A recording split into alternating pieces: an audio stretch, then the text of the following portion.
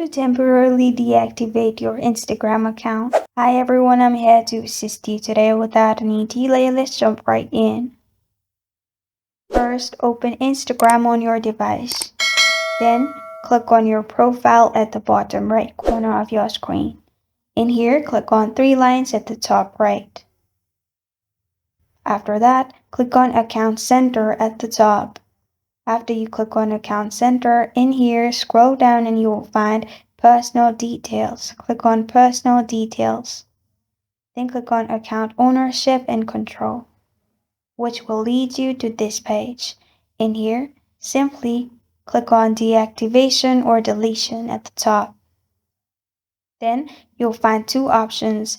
Click on Deactivate Account and press on Continue at the bottom. After you do that, simply enter your password in here and press on Continue. After that, your account will be temporarily deactivated. This is how to temporarily deactivate your Instagram account.